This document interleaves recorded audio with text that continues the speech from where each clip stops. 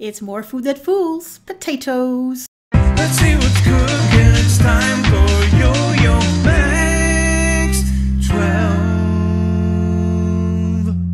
Hello everyone, I'm going to show you two different ways of making these food that fools potatoes. The first one is going to use sponge cake.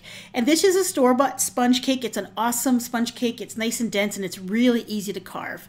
And I'm using just a serrated steak knife and I'm just going to sculpt this into the shape of a potato just by cutting off little bits at a time until you get something that looks like a potato. And of course you can make these any size or any shape that you want. And once you're done carving, we're going to make a covering, the skin of the potato.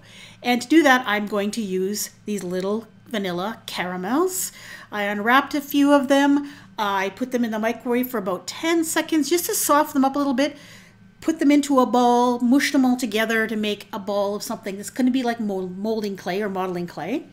I put some plastic wrap on the counter, and then I rolled out those softened caramels with a rolling pin until it was nice and thin, at least 1/8 of an inch or so. This is actually very forgiving to work with, and you can actually roll it pretty thin without it tearing. Then you're going to cover your cake potato with that caramel. Make sure it's nice and tight over the top of the potato and make sure that all your seams are on the bottom and out of sight. So you might have to break off some pieces of caramel, you might have to roll it around a bit and just kind of readjust it.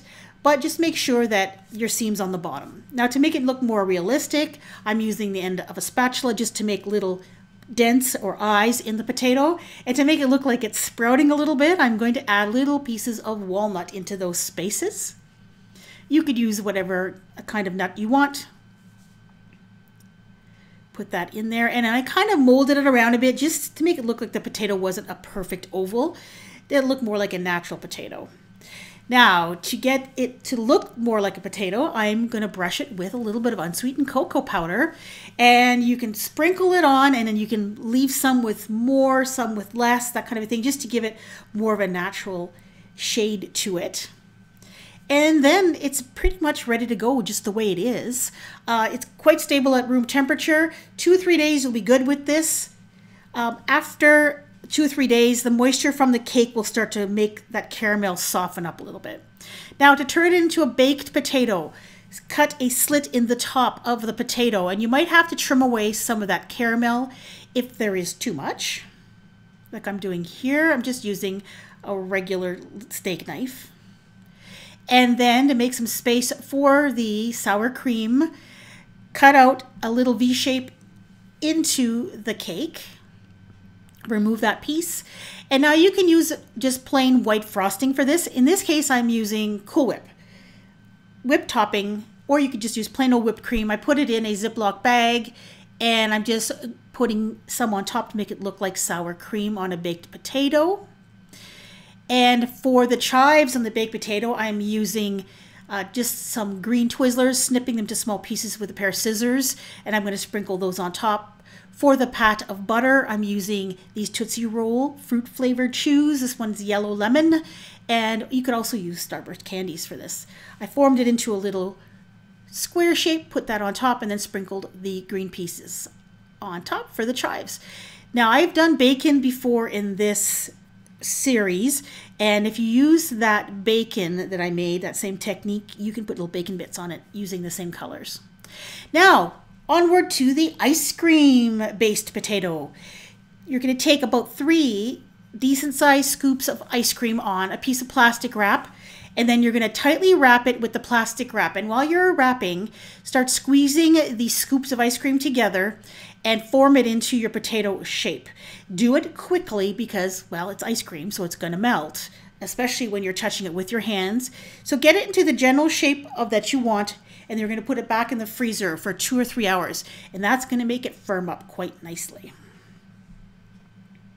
There it is, firmed up from the freezer. I'm using a piece of paper towel just to act as an insulator so it doesn't melt as quickly. And then as you can see, the surface is kind of wrinkled because of the plastic wrap. If you put the plastic wrap nice and tight, it probably will be less wrinkly. But if you want to smooth it out, it's easy to do. I just dipped a spoon into some warm water, and I'm just going to smooth off the surface. Now, if you find that it's softening up quite a bit and it's hard to work with, put it back in the freezer for another half hour or so. Now we're going to coat these with more unsweetened cocoa powder. And I started kind of rolling it around with my fingers, but as you can see, it wasn't working out very well. So I tried just using a spoon to sprinkle it on top and attach it to the ice cream. And I have another method. A little bit later, I'll show you how I did for the baked potato version of this ice cream potato. I put that on there, and then I put this back in the freezer, and I let it sit there for another hour or so. When I took it out, it was nice and firm again, and I just used a pastry brush to very gently brush off any excess that made it look like it was just dirt rather than potato. And then to make it look more realistic, I pressed in some pieces of walnut, just like I did with the cake potato.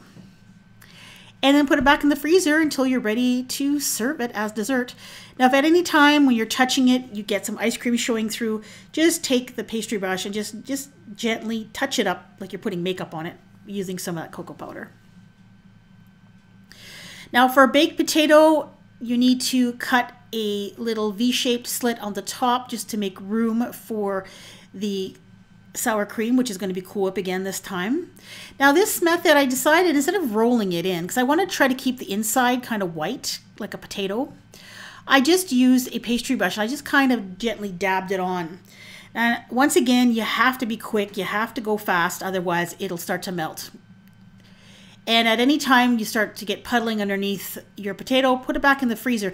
This one takes a little bit more patience and a little bit more time to make. Okay, now if you're going to serve this, what you can do just before serving it, put it on a piece of aluminum foil, because a lot of baked potatoes are cooked in the oven wrapped in foil. And when you get your baked potato, you kind of open it up and then it has aluminum foil around it.